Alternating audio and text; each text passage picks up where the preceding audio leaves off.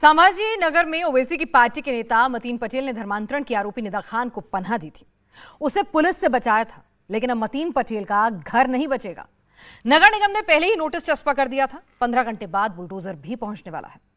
Bulldozer का प्रहार सिर्फ मतीन पटेल के घर पर ही नहीं होगा, उसका ऑफिस भी ध्वस्त कर दिया जाएगा। मतीन की अवैध प्रॉपर्टी पर किसी की नजर नहीं थी, लेकिन इस केस के बाद सारे कागज खुल रहे हैं। नासिक कॉर्पोरेट जिहाद का कनेक्शन अब हैदराबाद और ओवैसी तक भी पहुंच रहा है। ओवैसी की पार्टी के एक बहुत बड़े नेता को बहुत जल्द अरेस्ट किया जा सकता है। निदा खान को तो सजा मिलनी ही है। लपेटे में अब बड़े बड़े भी आ रहे हैं।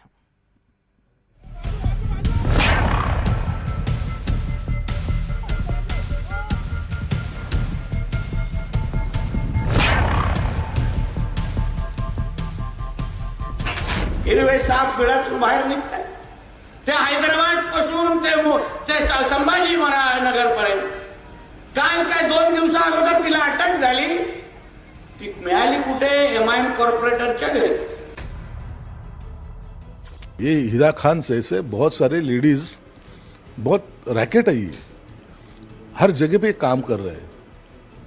ये कि हिदा खान नहीं है, ऐसे बहुत सारे काम कर रहे हैं। ये पेड वर्कर है। कोर्ट जो है दस्तावेजात और एविडेंस की बुनियाद पर इंसाफ करेगा। हमको यकीन है कि वो बच्ची से इंसाफ होगा और वो बेकसूर साबित होगा। अभी जहां वो उसको रखा गया था, वो निदा खान को, वो घर भी इलीगल है। कारपोरेशन उसको नोटिस बजाई। जहां उसका ऑफिस है वो भी इलीगल है। 3 दिन की नोटिस दी है, पर शायद मंडे के दिन वो शायद उसके ऊपर बुलडोजर फिरेगा जरूर।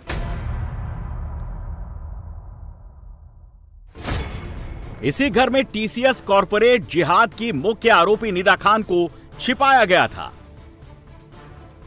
15 घंटे बाद इस घर पर छत्रपति संभाजी नगर का नगर निगम बुलडोजर चलेगा।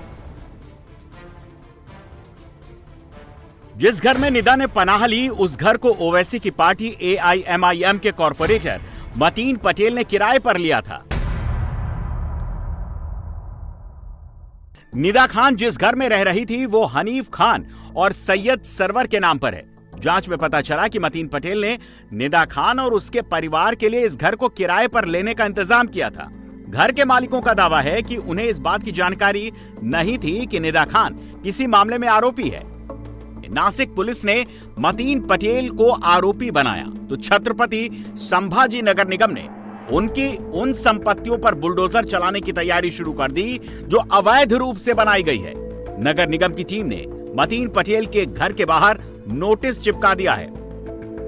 टीसीएस धर्मांतरण मामले में निदा खान छत्रपति संभाजी नगर के जिस मतीन पटेल के घर में रुकी हुई थी, अब उस घर को लेकर महानगर पालिका ने एक नोटिस चस्पा किया है। हम इस वक्त उसी जगह पर मौजूद हैं। आप देखिए, इस जगह पर अब से कुछ देर पहले छत्रपति संभाजी नगर महापालिका के जो वरिष्ठ अधिकारी हैं वो यहाँ पहुंचे और उन्होंने इस पूरे स्ट्रक्चर को अवैध बताया है। ऐसे में मतीन पटेल को अब 3 दिन का समय दिया गया है। 3 दिन के अंदर अगर कोई संतोषजनक जवाब वो महानगर पालिका को नहीं देते हैं तो ऐसे में इस पूरे स्ट्रक्चर पर कार्रवाई की जाएगी। पुलिस की जांच में पता चला कि छत्रपति संभाजी नगर पहुंचने के बाद निदा खान ने मतीन पटेल से संपर्क किया था। मतीन पटेल ने करीब 2 महीने पहले नारे गांव के कौसर पार्क इलाके में एक नया फ्लैट खरीदा था। इसी फ्लैट में निदा खान को छिपाया गया था जिससे वो गिरफ्तारी से बच सके। नगर निगम की जांच में यह खुलासा हुआ कि जिस घर में निदा खान को छिपा कर रखा गया वो अवैध अतिक्रमण करके बनाया गया है। पार्षद मतीन पटेल के खिलाफ नगर निगम की कार्रवाई केवल एक घर तक सीमित नहीं है। प्रशासन ने नारेगांव इलाके में मौजूद उनके दूसरे रिहायशी मकान और ऑफिस को भी जांच के दायरे में ले लिया है। इन दोनों प्रॉपर्टी को लेकर भी नोटिस जारी किया जा चुका है। महाराष्ट्र की सियासत में कॉर्पोरेट जिहाद से एआईएमआईएम का कनेक्शन जुड़ा तो बीजेपी ने इम्तियाज जलील से लेकर ओवैसी तक को घेर लिया। आरोप लगाया कि महाराष्ट्र में धर्मांतरण कराने वालों को हैदराबाद से सपोर्ट मिल रहा है। नाशिक मध्ये टीसीएसच्या नावाने जे काही प्रकरण घडलं, कॉर्पोरेट जिहाद त्याला नाव दिलं गेलं आणि तिथे जेव्हा हे काय हल्ली जे निदा खान संदर्भात आपल्याला जे ऐकायला मिळत आहे, विचार करा आपल्या सनातन हिंदू धर्मामध्ये आणि अन्य धर्माच्या लोकांमध्ये किती फरक आहे। जेव्हा नाशिकचं जे टीसीएसचं प्रकरण उघडलं आणि जेव्हा जेव्हा तिकडचे जे काही आरोपी होते न्यायालयामध्ये घेऊन जाण्याची जेव्हा भूमिका पोलिसांची होती तेव्हा त्यांच्या धर्माचे असंख्य लोक तिथे जमत आणि त्यांना समर्थन देण्यासाठी ते लोक घोषणा पण द्यायचे. आता पण या निदा खानच्या निमित्ताने बघा कसे बिळातून बाहेर येऊन हिरवे साप तिला मदत करण्यासाठी बाहेर येत आहे. ती काय ना टीसीएस मध्ये बसून सत्यनारायणाची पूजा घालत नव्हती. ती तिथे जाऊन तिचा धर्म वाढवत होती. असंख्य पुरावे नाशिक पोलिसांकडे आहेत.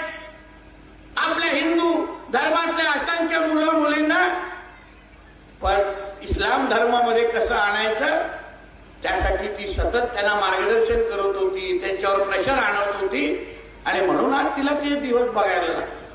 त्या पक्षाचा प्रमुख म्हणून तो इम्तियाज जलील नावाचा हिरवा साप असेल ते ज्या पद्धतीने बाहेर येऊन ती निदा खान की कुछ गलती हुई नहीं है, हमारी बच्ची निर्दोष है.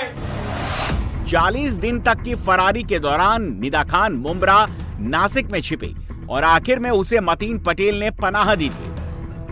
महाराष्ट्र सरकार में शिवसेना कोटे से मंत्री संजय शिरसाट भी उसी छत्रपति संभाजीनगर से आते हैं जहां के AIMIM नेताओं पर निदा खान को छिपाने का आरोप लगा है. उनका आरोप है कि निदा खान कारपोरेट जिहाद का मोहरा भर है. इस पूरे गिरोह के मास्टरमाइंड ओवैसी की पार्टी के नेता हैं. इस पूरे केस में AIMIM का पार्षद शामिल है और उसे इम्तियाज जलील का सपोर्ट हासिल है. ऐसे में सबसे पहले इम्तियाज जलील को अरेस्ट करना जरूरी है, जिसके बाद इस गैंग के तार ओवैसी तक भी पहुंच सकते हैं. देखिए, निदा खान प्रकरण ये चलाया गया है एमआईएम की तरफ से. एमआईएम का इसमें पूरी तरह से हाथ पैर सब इसमें अटके हुए. देश भर का कोई आदमी दूसरा तो नहीं बोल रहा है, ना कोई मुस्लिम नेता बोल रहा है इसके बारे में.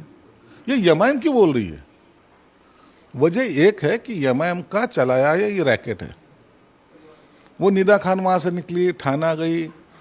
ये इम्तियाज जलील जो एक्स MP है वो ठाना गए. वहां उन्होंने दम जोरों से भाषण दिया, हम तुम्हारे साथ है. वहां से उसको उठाया, संभाजीनगर ले गए, वहां 40 दिन रखा. जिसके घर में रखा वो एक नगर सेवक, वो एमआईएम का था. एक आरोप जिसके ऊपर लगता है या तो जिसके ऊपर आरोप पत्र में जिसका नाम आता है उसको सपोर्ट करना, मतलब वो आरोपी को सपोर्ट करना होता है. वो सह आरोपी होता है तो इसको अक्यूज होता है, तो वो उसको भी अरेस्ट करना जरूरी है. तो मेरी मांग यही है सरकार से भी और पुलिस से भी. आपके पास सब एविडेंस है तो आप उसको अरेस्ट क्यों नहीं कर रहे हो? एक नगर सेवक को अरेस्ट करने से मामला सुलझता नहीं है. इसके पीछे जो जिसके वजह से ये किया है, जिसके आदेश से ये हुआ है, वो इम्तियाज जलील है, वो ओवैसी है. तो पहले तो इम्तियाज जलील को अरेस्ट करो, फिर वो ओवैसी के पास पहुंचेंगे. AIMIM के पार्षद मतीन खान पर एक्शन लेना आसान नहीं था. नारेगांव का वो इलाका जहां निदा खान छिपी थी वहां मतीन पटेल का अच्छा प्रभाव है, इसीलिए पुलिस सीधी कार्रवाई करने से बच रही थी. पुलिस ने मतीन पटेल को इम्तियाज जलील की गाड़ी पर हुए हमले के बारे में पूछताछ के लिए बुलाया. पूछताछ के दौरान नासिक पुलिस की एक यूनिट भी वहां पर मौजूद रही. पुराना मामला होने से मतीन पटेल का शक भी कम हो गया और वो खुद ही पुलिस की जाल में फंस गया. पुलिस की पूछताछ में उसने निदा खान, उसके माता पिता, मौसी और भाई कौसर पार्क इलाके में छिपे होने की बात कबूल ली. ये इलाका भी अगर आप देखें तो काफी सेंसिटिव है. अगर बिना किसी परमिशन के, बिना किसी रेकी के अगर पुलिस यहां पर किसी भी प्रकार का एक्शन लेती है तो माहौल खराब होने का भी अपने आप में डर था. यही कारण है कि नासिक पुलिस की टीम ने बड़ी ही सूझबूझ के साथ इस ऑपरेशन को अंजाम दिया. निदा खान को गिरफ्तार किया और उसके बाद नासिक की कोर्ट में उसे पेश किया गया. अब जब नासिक पुलिस लगातार इस मामले में निदा खान से पूछताछ कर रही है तो इस केस में क्या कुछ निकलकर सामने आता है, अब ये देखना अपने आप में दिलचस्प होगा. मतीन पटेल के ऊपर जमीनों पर अवैध कब्जा करने, फर्जी कागजात की मदद से दूसरों की जमीन और घर हड़पने का आरोप है. अभी तो उसके खिलाफ जांच शुरू हुई है. नासिक पुलिस और नगर निगम अब उसके एक एक कारनामों की तह तक पहुंच रहे हैं. जमीनों के गैर व्यवहार करना ये उसका फैशन है. जमीन बेचना, किसी से गुंडागिरी करके लेना बेचना, ये उसका काम है. इलीगल एक्टिविटीज और इलीगल घर बनाना, वहाँ आरोपी को रखना, ये सबसे बड़ा गुनाह है. तो ये कार्रवाई अभी पुलिस की तरफ से भी होगी, कारपोरेशन की तरफ से भी होगी और इम्तियाज जलील को अटक होनी ही होनी है। ये करने के लिए हम पूरी ताकत लगाएंगे। मतीन पटेल के नाम पर AIMIM घिर गई है। इम्तियाज जलील का नाम उछलने लगा है तो ओवैसी की पार्टी ने इस पर मजहबी रंग दे दिया है। ओवैसी ने भी निदा खान को डायरेक्ट मुसलमानों पर हो रहे जुल्म से कनेक्ट किया है। कॉर्पोरेट जिहाद की मुख्य आरोपी निदा को बेकसूर बताया, फंसाने का आरोप लगाया। ये ट्रायल बाय मीडिया है। ट्रायल बाय कोर्ट जब होगा सच्चाई सामने आएगी। हमको यकीन है कि हाई कोर्ट या ट्रायल कोर्ट जो है वो जस्टिस करेगा और ये गैर ज़रूरी तौर पर जो इतने पढ़े लिखे मुसलमान हैं उनको तरक्की की राहों में रुकावट डालने का एक साजिश हो रही है और जो सच्चाई है वो सामने आएगी। उनके बयानात सिर्फ नफरत का इजहार कर रहे हैं। वो कोर्ट को पोल्यूट नहीं कर सकते। कोर्ट जो है दस्तावेजात और एविडेंस की बुनियाद पर इंसाफ करेगा। हमको यकीन है कि वो बच्ची से इंसाफ होगा और वो बेकसूर साबित होगा। अब बताइए कि जब TCS वाले खुद कह रहे हैं कि वो HR में थी ना HR डिपार्टमेंट की हेड थी, FIR देखिए आप, बुरखा को एविडेंस है क्या? अब बताइए प्रॉफेट मोहम्मद सल्लल्लाहु अलैहि वसल्लम के बारे में किताब रखना कोई कब से जुर्म हो गया? निकाब रखना कब से जुर्म हो गया? तो ये सब गलत है। ये आप इससे अच्छा मैसेज नहीं दे रहे हैं। निदा खान पर सियासत सिर्फ बीजेपी, शिवसेना या AIMIM के बीच ही नहीं हो रही, इसमें कांग्रेस ने भी एंट्री मार ली है। महाराष्ट्र कांग्रेस के अध्यक्ष हर्षवर्धन सपकाल ने मांग की है कि पुलिस ने निदा खान के खिलाफ जो FIR दर्ज की है उसे सार्वजनिक करना चाहिए। पुलिस ने जो है वो कड़ी कार्रवाई करना चाहिए। तू मारने का और मैं रोने का स्वांग रचते ही ये खेल उन्होंने बंद करना चाहिए और FIR को सार्वजनिक करने के साथ साथ जो गलत है वो गलत है और सख्ती के साथ कार्रवाई सरकार ने करना चाहिए। अब निदा खान की डिटेल आपको बताते हैं, जिस पर TCS जैसी बड़ी संस्था में धर्मांतरण कराने का आरोप लगा है। TCS में निदा खान प्रोसेस एसोसिएट के पोस्ट पर थी और ब्रेन वॉश और धर्म परिवर्तन में एक्सपर्ट थी।